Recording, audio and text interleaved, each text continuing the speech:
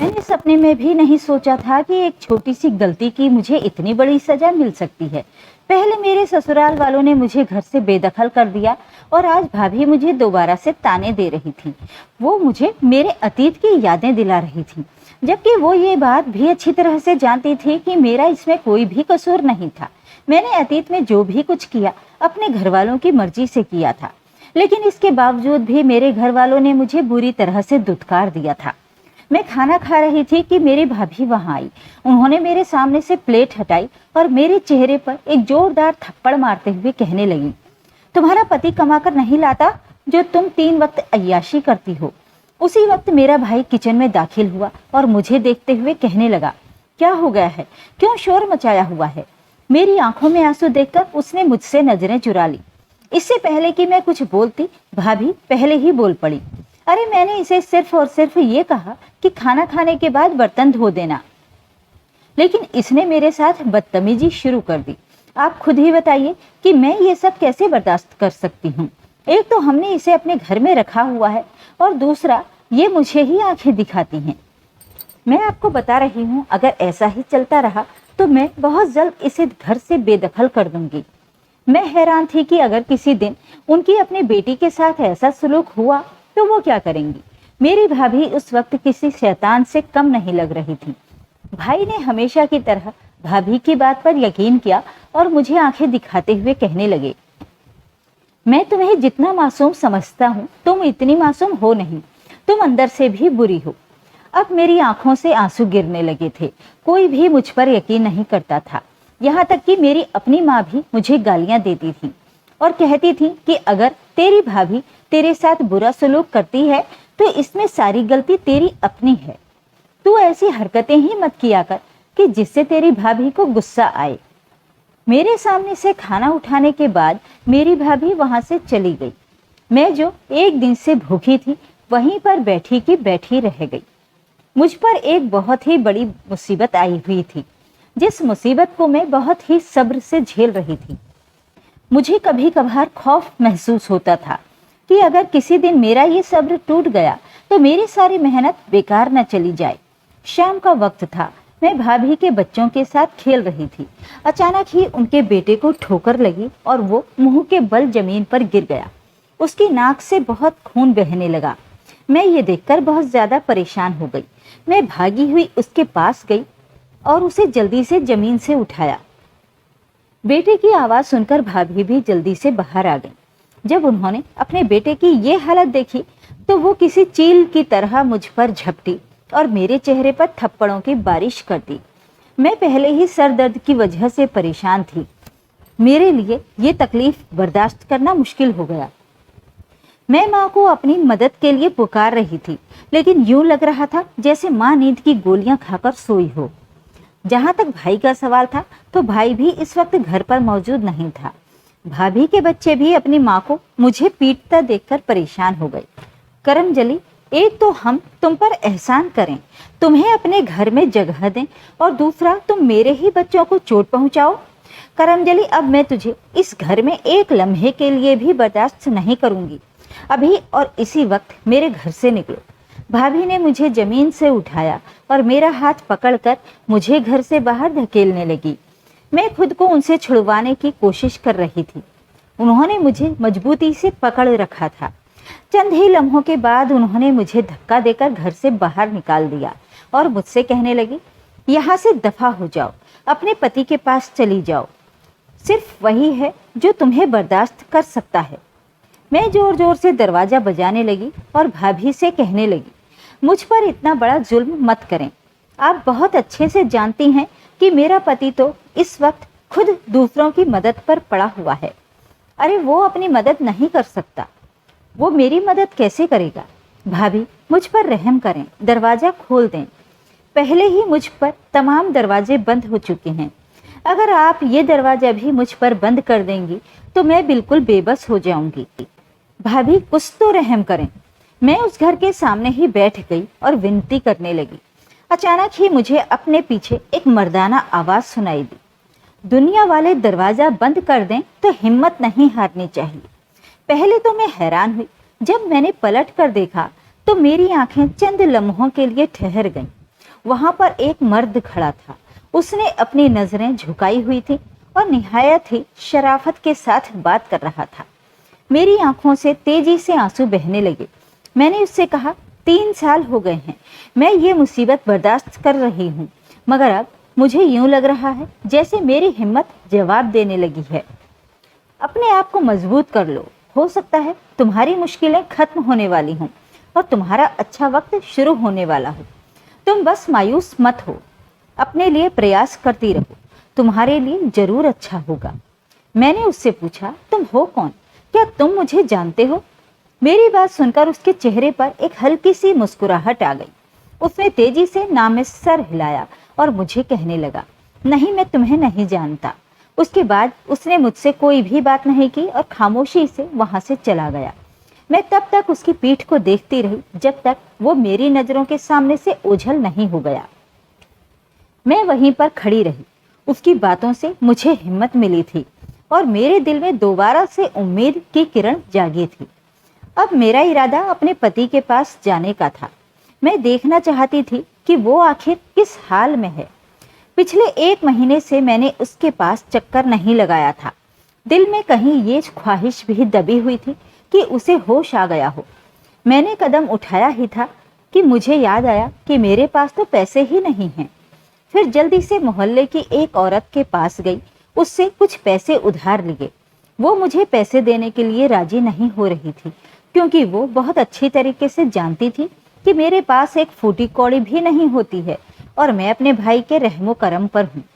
मैंने उससे झूठ बोला और उससे कहा कि मेरे पति को होश आ गया है, मैं उससे मिलने के लिए जा रही हूँ। तुम फिक्र मत करो, मैं तुम्हें डबल पैसे वापस करूंगी। लालच में आकर वो मुझे पैसे देने के लिए राजी हो गई। पूरे रास्ते में परेशान रही कि मेरे पति को होश आ गया हो, क्योंकि अब मैं उसे हंसते खेलते और बोलते हुए देखना चाहती थी। थोड़ी ही देर के बाद मैं अस्पताल पहुंच गई। जब मैंने नर्स से अपने पति के बारे में पूछा तो वो परेशान नजर आने लगी। उसने कहा कि तुम थोड़ी देर यहाँ पर ठहरो, मैं डॉक्टर से बात करती हूँ, फिर मैं तुम्हें इस बारे में बताती हूँ।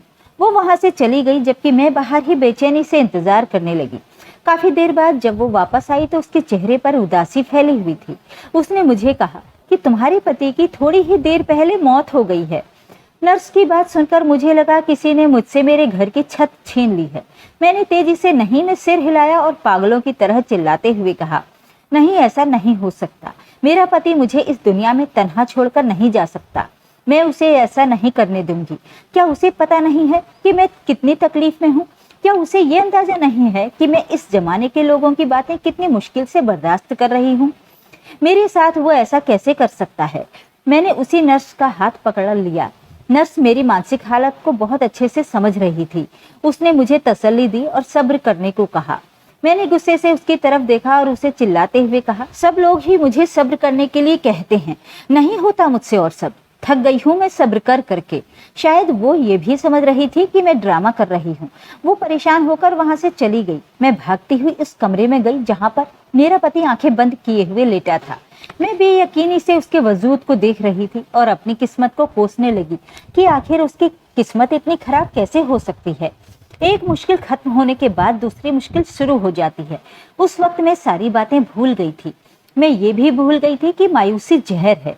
इंसान को कभी भी मायूस नहीं होना चाहिए, बल्कि अपनी उम्मीद को जिंदा रखना चाहिए। मैं अपने पति के पास जाकर बैठ गई और उसे पकड़कर झंझोड़ने लगी।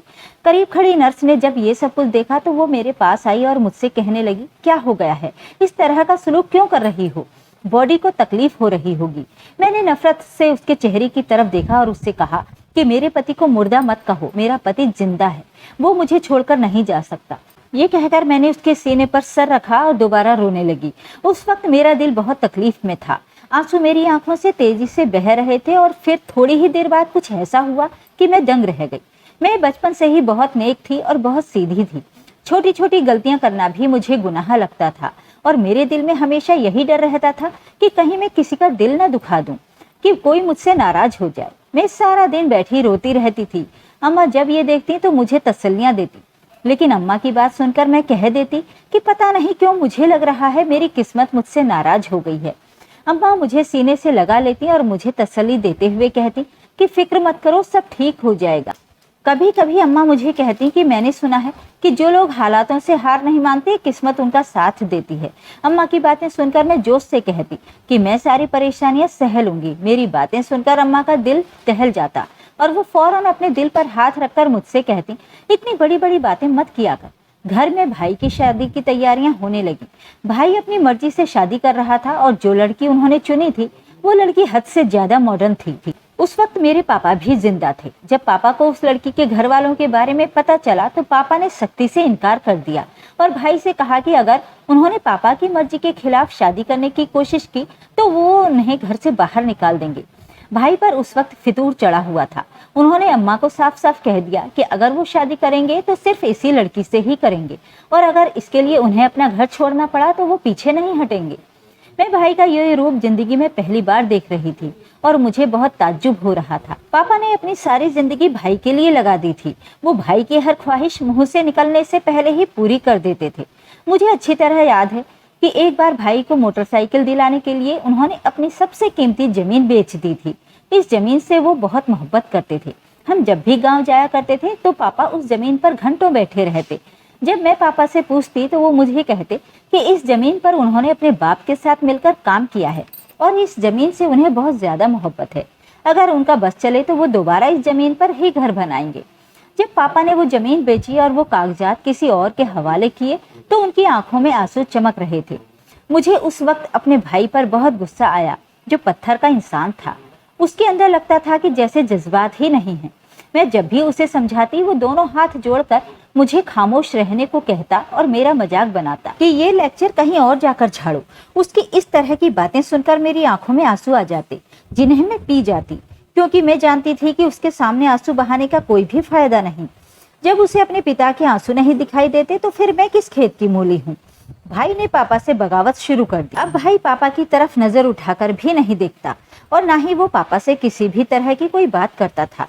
एक दिन पापा आंगन में उदास बैठे हुए थे। मैं उनके पास जाकर बैठ गई। पापा मुझसे कहने लगे कि बेटा, तुम्हें पता है मैंने अपनी सारी जिंदगी अपने बेटे के ऊपर लगा दी।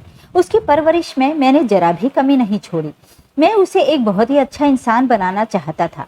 अब मुझे लग रहा है कि मैं बहुत बुरी तरह से नाकाम हो गया हूँ। ये कहकर पापा फूट फूट कर रोने लगे। पापा को मैंने जिंदगी में पहली बार फूट फूट कर रोते देखा। उसी वक्त भाई घर के अंदर दाखिल हुए और पापा को रोते हुए देखकर कहने लगा, मेहरबानी करें पापा, ये ड्रामे किसी और के सामने जाकर करें। मुझे अच्छी तरह से पता है कि आप ये सब खेल इसलिए खेल रहे हैं कि मुझे अपने मकसद से पीछे हटा सकें। लेकिन मैं आपको एक बात बहुत अच्छी तरीके से बता देता हूँ, मैं हर सूरत में उस लड़की से ही शादी करूंगा और अगर किसी ने मेरे साथ जबरदस्ती करने की कोशिश की तो फिर मैं लिहाज नहीं करूंगा। भाई की बात सुनकर मैं चीख पड़ी। मैंने उसे गुस्से से कहा, तुम पापा से किस लहजे में बात कर रहे हो? उस लहजे में ही बात कर रहा हूँ जिस लहजे में मुझे करनी चाहिए। ये कहकर वो कमरे में चला गया। पापा ने अचानक ही अपने दिल पर हाथ रखा। मुझे कुछ गलत होने का एहसास हुआ। मैंने पापा को सहारा दिया और फिक्रमंदी से पूछा, क्या हो गया पापा, आप ठीक तो हैं? कि चेहरे पर एक फीकी सी मुस्कुराहट आ गई। उन्होंने मुझसे कहा, भाई को कह देना कि वो अपनी ख्वाहिश पूरी करने में कामयाब हो गया है। वो लड़की सही नहीं है, इसलिए मैं उसे रोक रहा था। मैंने कई लोगों से पता किया, उन्होंने बताया वो बहुत चालाक है और अपने घर में बहुत लड़ाई भी करती है। मोहल्ले के लोग भी उससे परेशान हैं। ये कहकर वो मेरे करीब से खामोशी से उठकर कमरे में चले गए। मैंने उनके पीछे जाने की कोशिश की, लेकिन उन्होंने दरवाजा बंद कर लिया। वो फिलहाल किसी से भी बात करना नहीं चाहते थे। रात के वक्त मैं उनके कमरे में खाना देने के लिए गई, लेकिन उन्होंने दरवाजा नहीं खोला। अम्मा ने भी मुझे रोक दिया और कहने लगी, अरे इस शख्स के इतने ज्यादा नखरे मत उठाओ। अम्मा भी उस वक्त सिर्फ और सिर्फ अपने बेटे का साथ दे रही थी। मैंने उन्हें कहा, आप जिस इंसान के बारे में ये बातें कर रही हैं, वो आपका पति है, उसने सारी जिंदगी आपके साथ गुजारी है। अम्मा मुंह ही मुंह में बड़बड़ करती रही। मेरे पापा के अलावा कोई भी मेरी बातों को अहमियत नहीं देता था। सुबह के वक्त मेरी आंख एक चीख की आवाज पर खुली। मैं घबराकर अपनी जगह पर उठ बैठी और डर गई कि सब ठीक तो है। बाहर का मंजर देखा तो कदमों के नीचे से जमीन निकल गई। आंगन में बहुत सारी औरतें जमा थीं, जबकि माँ एक कोने में खड़ी फूट फूट कर रो रही थी। मैं तेजी से माँ के पास गई और उनसे पूछने लगी, क्या हो गया है? आपने इतना शोर क्यों मचाया हुआ है? मेरी बात सुनकर माँ ने मुझे गले से लगाया और अगली बात जब मैंने सुनी तो मेरी रही सही हिम्मत खत्म हो गई और मैं बेहोश होकर गिर पड़ी। दरअसल मेरे पापा का देहांत हो गया था। चंद दिन बहुत ही शोक में गुजरे, लेकिन उसके बाद जिंदगी दोबारा से पटरी पर आ गई। माँ दोबारा से अपने कामों में मशरूफ हो गई। भाई की खुशी का कोई ठिकाना नहीं था। भाई को खुश देखकर मेरे दिल में उसके लिए नफरत आ गई। उसी की वजह से तो मेरे पापा मुझे छोड़कर चले गए थे। वो बेसब्री से माँ के गम से बाहर निकलने का इंतजार कर रहा था, और जैसे ही माँ सही हुई उसी दिन वो अम्मा को लेकर उस लड़की के घर चला गया। मुझे उससे इस कदर जल्दबाजी की बिल्कुल भी उम्मीद नहीं थी। मैं उससे कहना चाहती थी कि थोड़ा सा सब्र तो कर, ज्यादा नहीं तो 6 महीने के लिए ही रुक जाओ। और फिर यूं मेरी भाभी हमारे घर में आ गई। वो औरत मुझे बिल्कुल भी पसंद नहीं करती थी। पहले मुझे अंदाजा नहीं था कि इसकी क्या वजह है। थोड़े ही अरसे के बाद मुझ पर यह राज भी खुल गया, जब अम्मा ने एक दिन मुझे बताया कि तुम्हारी भाभी को पता है कि तुमने उसकी शादी का बहुत ज्यादा विरोध किया था, इस वजह से ही वो तुम्हें पसंद नहीं करती। मैंने अम्मा की तरफ हैरत से देखा और उनसे कहा कि क्या आपने भाभी को खुद ये सब कुछ बताया है? अम्मा ने तेजी से ना में सिर हिलाया और कहने लगी, नहीं, मैंने उसे कुछ भी नहीं बताया। ये तुम्हारे भाई का काम है। भाई और भाभी दोनों ही मुझे पसंद नहीं करते थे। वो मुझे देखकर चेहरा फेर लेते थे। भाभी मुझसे जरूरी बात के अलावा और कोई बात नहीं करती थी। थोड़े ही अरसे के बाद अचानक ही उन्हें मेरी शादी की फिक्र होने लगी। उस वक्त मेरी उम्र सिर्फ 19 साल थी और मैं इस उम्र में शादी नहीं करना चाहती थी। मुझे पढ़ने का बहुत शौक था और मैं पढ़ाई करना चाहती थी। एक दिन मैं अपने कमरे में बैठी किताब पढ़ रही थी कि अचानक ही दरवाजे पर दस्तक हुई और अंदर दाखिल होने की इजाजत दी तो भाभी मुस्कुराते हुए मेरे कमरे में अंदर दाखिल हुई। इन 6 महीनों में पहली बार उन्होंने मुस्कुराकर मेरी तरफ देखा था। मुझे हैरत हो रही थी। मैंने उनके लिए जल्दी से बैठने के लिए जगह बनाई। वो मेरे करीब ही बैठ गई और मुझसे कहने लगी कि मैं एक उम्मीद लेकर तुम्हारे पास आई हूँ, मुझे मायूस मत करना। वो बेवजह मुस्कुराती हुई मुझसे बात कर रही थी, लेकिन उनके लहजे की चुभन को मैं बहुत अच्छे तरीके से नोट कर रही थी। मुझे शिद्दत से कुछ गलत होने का एहसास हुआ। मैंने भाभी से पूछा कि आप किस बारे में बात कर रही हैं? वो मुझसे कहने लगी कि दरअसल मैं तुम्हारी शादी के लिए तुमसे बात करने के लिए आई हूँ। मेरा एक कज़न है, वो बहुत अच्छा और नेक है। वो तुम्हारे लिए बिल्कुल ठीक रहेगा। अगर तुम हाँ कर दो तो क्या मैं तुम्हारे लिए रिश्ते की बात चलाऊं? भाभी की बात सुनकर मैं तड़प उठी। मैंने तेजी से ना में सर हिलाया और उन्हें कहा कि नहीं, ऐसा नहीं करें। आपको अच्छे तरीके से पता है कि मैं पढ़ाई करना चाहती हूँ। मेरी पढ़ाई में शादी को रुकावट ना बनाएं। वो एकदम ही गुस्से में आ गई और मुझसे कहने लगी कि मेरे पति के पास इतने पैसे नहीं हैं कि वो तुम्हारे नखरे उठाएं। एक तो हम तुम पर एहसान कर रहे हैं और तुम्हारी शादी एक बहुत ही अच्छे घर में कर रहे हैं, और दूसरा तुम हमें ही नखरे दिखा रही हो। मैंने अपनी भाभी से कहा कि आपका पति मेरा भाई भी है और आप मुझ पर किसी किस्म का कोई एहसान नहीं कर रही हैं, बल्कि मेरा पूरा पूरा हक है।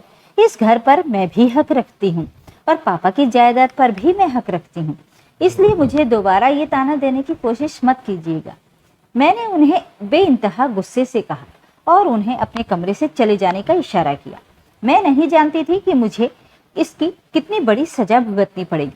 शाम के वक्त मेरा भाई बेइंतहा गुस्से से मेरे कमरे में आया और मुझ पर चीखते हुए कहने लगा, तुम्हारी हिम्मत भी कैसे हुई मेरी बीवी के साथ बदतमीजी करने की? मैंने अपने भाई को कहा, उसके साथ मैंने किसी भी किस्म की कोई बदतमीजी नहीं की है, बल्कि मैंने सिर्फ और सिर्फ अपने हक के लिए आवाज उठाई है और शिक्षा हासिल करना मेरा हक है। जहाँ तक पैसों का सवाल है तो आप पैसों की फिक्र मत करें। मेरा बाप मेरे लिए इतने पैसे तो छोड़कर गया ही है कि मैं अपनी पढ़ाई इज्जत के साथ पूरी कर सकती हूँ। तुम्हें कोई पढ़ाई पूरी करने देगा तब ही ना। तुम शादी की तैयारियां शुरू करो, 1 हफ्ते के बाद तुम्हारी शादी है। ये कहकर वो कमरे से निकल गया और कमरे का दरवाजा भी बाहर से लॉक कर दिया। मैं चिल्लाने लगी और दरवाजा खोलने के लिए कहने लगी। पूरा दिन मैं कमरे के अंदर ही कैद रही। शाम के वक्त अम्मा ने दरवाजा खोला और मुझे डांटते हुए कहा, जब तुम्हें एक बार भाई शादी के लिए कह रहा है तो तुम उसकी बात क्यों नहीं मान लेती? अगर तुम ऐसा ही करती रही तो वो दोनों मिलकर तुम्हें घर से बाहर निकाल देंगे। अम्मा की बात सुनकर मैंने बेचैनी से उनके चेहरे की तरफ देखा। मैंने उनसे पूछा, अगर वो ये सब करेंगे तो आप कुछ नहीं बोलेंगे? अम्मा ने ना में सिर हिलाया और मुझसे कहा, नहीं, इस बार मैं कुछ भी नहीं कर सकती, क्योंकि मैं खुद अपने बेटे के टुकड़ों पर हूँ। भाभी ने भाई को अपने काबू में कर लिया था। मैंने भी भाई को कह दिया कि एक शर्त पर शादी करूंगी, अगर आप मुझे ग्रेजुएशन पढ़ने की इजाज़त देंगे। मैंने उन्हें कहा, बेशक मेरा यूनिवर्सिटी में दाखिला न करवाएं, मुझे घर में ही बैठकर पढ़ने की इजाज़त दे दें, और इसके साथ साथ मुझे 2 साल का टाइम भी चाहिए। भाभी कहने लगी, ठीक है, हमें किसी भी किस्म का कोई मसला नहीं है। और फिर ऐसा ही हुआ। वो अपने कजिन को लेकर मेरे घर आ गई। अब सिर्फ रिश्ता तय होना था, शादी 2 साल के बाद होनी थी। लड़के वाले मेरी सोच से भी ज्यादा अच्छे थे। वो बहुत सुलझे हुए और पढ़े लिखे लोग थे। लड़के की माँ ने मुझे तसल्ली दी थी और कहा था कि तुम फिक्र मत करो, शादी के बाद भी तुम जब तक पढ़ना चाहोगी तुम्हें पढ़ने की इजाज़त मिल जाएगी। पहले भाभी नॉर्मल थी, लेकिन जब उन्होंने देखा कि मेरे ससुराल वाले तो बहुत ज़्यादा अच्छे हैं और वो मेरा हद से ज़्यादा ख्याल रखते हैं, तो उनके अंदाज भी बदलने लगे। वो मुझसे उठते बैठते बहुत ही अजीबोगरीब बातें कहती थी। कभी कभी तो वो मुझे ये भी कहती थी, लगता है कि तुम्हारा इन लोगों के साथ पहले ही कोई रिश्ता था, इसी वजह से तो वो लोग तुम्हारे दीवाने हो गए हैं। मुझे भाभी की बातों से कोई फर्क नहीं पड़ता था। मैं तो खुश थी कि मुझे इतने अच्छे लोग मिल गए हैं। जब सास ने मुझे कहा कि मैं शादी के बाद यूनिवर्सिटी जा सकती हूँ, तो उस दिन मेरी खुशी की कोई इंतहा ही नहीं थी। मैंने अपने भाई को कह दिया कि आप मेरी जल्द से जल्द शादी कर दें, मुझे शादी करने में कोई भी मसला नहीं है। उस वक्त भाभी चिल्लाने लगी और कहने लगी, देखो तो कैसे अपने मुंह से इस तरह की बातें कर रही है। अरे क्या तुम्हें जरा भी शर्म नहीं है? लड़की अपने मुंह से ये सब कहती बिल्कुल भी अच्छी नहीं लगती। मैंने आश्चर्य से भाभी के चेहरे की तरफ देखा और उन्हें कहा कि अगर आपको याद हो तो कुछ अरसे पहले आप भी मुझसे यही बात कर रही थी और मेरी मिन्नतें कर रही थी कि मैं हाँ कर दूं, और अब जब मैं खुद ही हाँ कर रही हूँ तो फिर आप ये ड्रामे करने का क्या मकसद है? देखा आपने ये मुझसे कितनी बदतमीजी करती है। भाभी दोबारा भाई से बोली। फिर भाई बोला, शादी 1 हफ्ते के बाद तय कर दी जाएगी, मैं भी अब तुम्हें इस घर में और बर्दाश्त नहीं कर सकता। ये कहकर वो वहां से चले गए। उनकी बातों से अब मुझे तकलीफ नहीं पहुंचती थी। भाभी मेरे पास आई और मेरी आंखों में देखते हुए कहने लगी, तुम्हें क्या लगता है कि मैं तुम्हें इतनी आसानी से खुशियां एंजॉय करने की इजाजत दे दूंगी? मैंने उन्हें कहा, आप मेरा कुछ भी नहीं बिगाड़ सकती और आपकी सारी चालें नाकाम हो जाएंगी। 2-3 दिन रह रहे थे शादी को। मैं कपड़े फैलाने के लिए छत पर गई। मुझे ये काम करने के लिए भाभी ने ही कहा था। जैसे ही कपड़े फैलाकर फ्री हुई, अचानक ही एक लड़का मेरी छत पर आ गया। उसे देखकर मैं घबरा गई। मैंने उससे पूछा कि तुम कौन हो और यहाँ पर क्या कर रहे हो? वो ऊंची ऊंची आवाज में कहने लगा, अरे तुमने खुद ही तो मुझे बुलाया था और अब खुद क्यों मुकर रही हो? मुझे लग रहा है कि तुम घबरा रही हो, लेकिन मेरे होते हुए तुम्हें घबराने की जरूरत नहीं है। हम दोनों ने एक दूसरे के साथ सच्ची मोहब्बत की है और अब जब अपनी मोहब्बत के लिए आवाज उठाने का वक्त आया है तो फिर कैसी शर्म। माँ भी छत पर ही मेरे साथ मौजूद थी। मैंने खौफ से माँ के चेहरे की तरफ देखा। माँ ने उस लड़के को कहा कि तुम जो कोई भी हो यहाँ से दफा हो जाओ। उसी वक्त भाभी वहां पर चली आई और शोर मचाते हुए कहने लगी, अरे देखा, मैं कहती थी कि इस लड़की के लक्षण मुझे ठीक नहीं लगते, लेकिन कोई भी मेरी बात पर यकीन नहीं करता था। भाई भी वहां पर चला आया और फिर भाभी ने अपने पास से कहानी बनाकर भाई को सुनाई। वो लड़का भी भाभी का साथ दे रहा था। तीनों एक तरफ हो गए थे। मैंने बेयकीनी से माँ के चेहरे की तरफ देखा। वो बोली, अगर मैं तुम्हारी तरफ से बोलती फिर तुम्हारी भाभी मेरा जीना हराम कर देती। तुम्हें पता है कि मुझे इस उम्र में लड़ाई झगड़ों से बहुत ज्यादा डर लगता है। मैं बस खामोशी से मामला निपटाना चाहती थी। मैंने माँ की तरफ शिकायती नजरों से देखा और उन्हें कहा, या तो आप मेरी सगी माँ नहीं हैं या फिर आपको मुझसे कोई मोहब्बत नहीं है। 1 हफ्ते से मैं जिस आदमी के साथ अपनी जिंदगी गुजारने के सपने देख रही थी, वो सारे सपने चकनाचूर हो गए थे। मेरा रिश्ता कहीं और तय हुआ था और मेरी शादी फिर किसी और लड़के के साथ हो गई थी। जब वो आदमी मुझे अपने साथ लेकर अपने घर गया तब मैं बहुत ज्यादा घबरा रही थी। उसकी माँ मुझे देखकर गुस्से से उससे पूछने लगी, ये लड़की कौन है? मुझे ये न कहना कि तूने इस लड़की से शादी कर ली है। माँ, तुम बिल्कुल ठीक सोच रही हो। मैंने इस लड़की से शादी कर ली है और आज से ये मेरी बीवी है। इसको घर में बिल्कुल वैसी ही इज्जत मिलनी चाहिए जैसी इज्जत की ये हकदार है, और अगर किसी ने भी इसके साथ बदतमीजी करने की या इसे तकलीफ पहुंचाने की कोशिश की तो मैं खुद ही उसे देख लूंगा। फिलहाल मैं एक जरूरी काम से जा रहा हूँ, वापस आकर आपको सारी बात बताता हूँ। उसने अपनी बहन को आवाज दी। उसकी बहन मुझे उसके कमरे में लेकर चली गई। वो एक बहुत ही बड़ा कमरा था और ये घर भी काफी बड़ा था। वो लोग अच्छे खासे मालूम हो रहे थे। उसके घर वाले भी काफी सुलझे हुए थे। पता नहीं उस इंसान ने मेरे साथ इतना बड़ा जुल्म क्यों किया था। रात के वक्त जब वो कमरे में आया तो वो बहुत ज्यादा शर्मिंदा लग रहा था। वो मेरे करीब बैठ गया और उसने मेरे सामने हाथ जोड़ दिए और मुझसे माफी मांगते हुए कहने लगा, मुझे माफ कर दो, मैंने तुम्हारे साथ बहुत बड़ी नाइंसाफी कर दी है। मैंने शिकायती नजरों से उसकी चेहरे की तरफ देखा। मैंने उससे पूछा, आखिर तुमने मेरे साथ ये सब क्यों किया? मैं तुम्हारी भाभी का क्लास फेलो था। तुम्हारी भाभी से मेरी अच्छी खासी दोस्ती भी थी। उसी से मिलने के लिए एक बार मैं तुम्हारे घर आया था। उस दिन मैंने तुम्हें देखा था तो मुझे पहली ही नजर में बहुत अच्छी लगी थी। मैंने तुम्हारी भाभी से इस बारे में बात की, लेकिन तुम्हारी भाभी ने साफ इनकार कर दिया।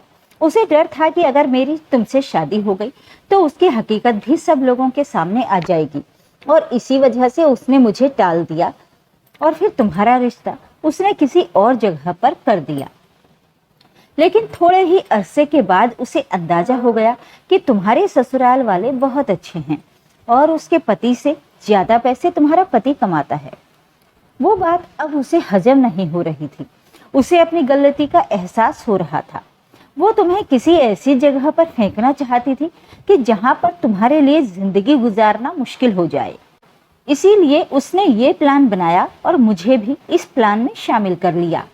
उस वक्त मेरे दिमाग में सिर्फ और सिर्फ एक चीज थी कि मैं बस तुम्हें किसी तरह से हासिल कर लूं, क्योंकि मैं तुमसे बहुत मोहब्बत करता था। मैंने अब तुमसे शादी तो कर ली है, लेकिन अब मुझे अपनी गलती का भी एहसास हो रहा है कि मुझे तुम्हारे साथ इतनी बड़ी ज्यादती नहीं करनी चाहिए थी। उसने मेरा हाथ पकड़ा और मुझे तसल्ली देते हुए कहा कि फिक्र मत करो, मैं तुम्हारे घर वालों को इस हकीकत के बारे में जाकर बता दूंगा। मैं उन्हें सब सच बता दूंगा कि इसमें तुम्हारा कोई भी कसूर नहीं है। तुम्हारी भाभी ने ही एक चाल चली थी। उसने एक तस्वीर मेरे सामने की जिसमें वो मेरी भाभी के साथ बैठा हुआ था। उसने मुझे मुस्कुराते हुए कहा, इन तस्वीरों को भी मैंने सबको दिखाना है। मुझे यकीन है कि ये तस्वीरें देखने के बाद तुम्हारे भाई को अपनी बीवी से नफरत हो जाएगी। उस शख्स की बातें सुनकर मैं एक लम्हे के लिए बहुत ज्यादा खौफजदा हो गई थी। वो शख्स मेरी सोच से भी ज्यादा खतरनाक था। मैंने उससे कहा, मेरे साथ जो कुछ भी होना था वो तो हो ही गया है।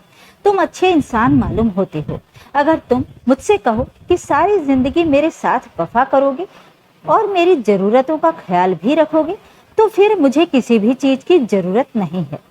दरअसल मेरी एक अच्छी आदत ये थी कि मैं बहुत जल्दी ही हालात को कबूल कर लेती थी। वो मुस्कुराने लगा और कहने लगा कि हमारा रिश्ता मुकम्मल तब होगा जब मैं तुम्हारे घर वालों को हकीकत के बारे में नहीं बता देता। फिर उसने मुझसे कहा, चलो अब तुम भी सोने के लिए चली जाओ, तुम काफी ज्यादा थक गई होगी। मैं खामोशी से लेट गई। उस दिन मुझे बहुत ही कम नींद आई थी। शादी के तीसरे ही दिन वो मुझे ये कहकर गया कि मैं तुम्हारे घर जा रहा हूँ और आज ही सारे राज पर्दाफाश हो जाएंगे। लेकिन शाम के वक्त मुझे जो खबर मिली वो सुनकर मुझे लगा कि मेरे कदमों के नीचे से जमीन निकल गई है। मेरे पति का बहुत ही बुरी तरीके से एक्सीडेंट हो गया। मैं भागी हुई अस्पताल गई तो मुझे पता चला कि वो कोमा में चला गया है। जब ससुराल वापस आई तो ससुराल वाले मुझे कबूल ही नहीं कर रहे थे और मुझे ताना दे रहे थे। ये सब कुछ तुम्हारी मनहूसियत की वजह से हुआ है। अगर तुम मेरे मासूम बच्चे की जिंदगी में ना आती तो उसके साथ कभी भी ये सब कुछ ना होता। सास ने मुझे धक्का देकर घर से बाहर निकाल दिया। मैं रोती हुई दोबारा से अपने मायके वापस चली आई। भाभी को मेरी हालत देखकर बहुत खुशी महसूस हो रही थी। उन्होंने मुझे कहा, मैं तुम्हें हमेशा से ही तबाह और बर्बाद देखना चाहती थी। यूं मैं उनके साथ ही रहने लगी, मगर भाभी मुझसे बहुत नफरत करती थी। वो मुझे बहुत तकलीफ पहुंचाती थी, हर वक्त ही मुझे बातें सुनाती रहती थी। मैं सारे घर का काम करती थी, लेकिन उसके बावजूद भी मुझे गालियां सुनने को मिलती थी। भाई मेरी तरफ देखना भी पसंद नहीं करता था और माँ तो भाभी के खिलाफ कुछ भी नहीं कहती थी। उन्हें यही डर लगा रहता था कि कहीं ऐसा ना हो कि अगर वो मेरा साथ दें तो भाभी उनके साथ कुछ बुरा करने लग जाएं। इस दौरान ही 3 साल गुजर गए और फिर 3 सालों के बाद भाभी ने मुझे धक्का देकर घर से बाहर निकाल दिया। मैंने हैरत से गर्दन उठाकर देखा तो मेरा पति मुझे देखकर मुस्कुरा रहा था। उसने मुझसे कहा कि ये हाथ थाम लो। उसकी बात सुनकर मैंने बेयकीनी से उसके चेहरे की तरफ देखा। हैरत की बात ये थी कि अब कमरे में कोई भी मौजूद नहीं था। ना ही वहां पर कोई नर्स थी और ना ही कोई मशीन थी। सिर्फ एक बिस्तर था जहां पर मेरा पति लेटा हुआ था और मैं उसके करीब बैठी हुई थी। मेरे पति ने मुझे दोबारा से कहा, वो हाथ थाम लो। वो हाथ थाम लोगी तो तुम्हारी जिंदगी में दोबारा से खुशियां आ जाएंगी। ये कहकर उसने दोबारा से आंखें बंद कर लीं और फिर उसके साथ ही मेरे वजूद को झटका लगा। मैंने देखा कि मैं इस वक्त अपने पति के बेड पर सर टिकाकर बैठी हुई थी। करीब ही वही शख्स खड़ा था जो मुझे गली में मिला था। मैं रोते रोते वहीं पर सो गई थी और थोड़ी देर पहले जो मैंने देखा था वो एक ख्वाब था। तब मुझ पर यह राज खुल गया कि वो शख्स वही इंसान था जिसका रिश्ता भाभी पहले लेकर आई थी। ये शख्स मुझे बहुत पसंद करता था, लेकिन जब उसको ये पता चला कि मेरी शादी किसी और के साथ हो गई है तो वो मायूस हो गया। मगर उसके दिल से मेरी मोहब्बत खत्म नहीं हुई थी। वो 2 साल से कुंवारा है। उसने किसी भी औरत की तरफ नजर उठाकर नहीं देखा था। मुझे देखकर उसने दोबारा से निगाहें झुका लीं और मुझसे कहने लगा कि मेरे साथ चलें। मैंने एक नज़र अपने पति को देखा। उसी वक्त मेरे ससुराल वाले वहां पर चले आए और मुझे धक्के देकर अस्पताल से बाहर निकाल दिया। वो इंसान मुझे अपने साथ लेकर घर आ गया। उसकी माँ ने जब मुझे देखा तो वो भागी हुई मेरे पास आई और मुझे गले लगाते हुए कहा, बेटा, तुम्हें अंदाजा भी नहीं है कि मेरे बच्चे ने तुम्हारा कितना इंतजार किया है। और फिर वो मुझसे कहने लगी, हमें पता चला था कि तुम्हारी भाभी ने तुम्हारे साथ कितना बुरा सलूक किया। मुझे बहुत अफसोस हुआ, लेकिन फिक्र मत करो, अब तुम्हारी जिंदगी से सारी परेशानियां खत्म हो जाएंगी। वो लोग मेरा ख्याल रखने लगे और जब मेरी जिंदगी मुकम्मल हो गई तो उस शख्स ने दोबारा से मुझसे शादी की पेशकश की। उसी वक्त अपने पति की आवाज भी मेरे जहन में गूंजने लगी, जिसने मुझसे कहा था कि इस इंसान का हाथ थाम लो। मैंने मुस्कुराते हुए उस इंसान का हाथ थामने का फैसला कर लिया। जहां तक मेरी भाभी का सवाल था तो मेरी भाभी की जिंदगी बर्बाद हो गई थी। उन्हें एक बहुत ही लाइलाज बीमारी हो गई, जिसकी वजह से उनके चेहरे की हालत भी खराब हो गई और उनकी सारी खूबसूरती ढल गई। भाई ने थोड़े अरसे तक तो उन्हें बर्दाश्त किया, लेकिन फिर उनकी सौतन ले आए। भाभी मुझसे एक बार माफ़ी मांगने के लिए आई थी। मैंने उन्हें माफ़ तो कर दिया, लेकिन उनकी दी हुई तकलीफ मुझे आज भी महसूस होती है।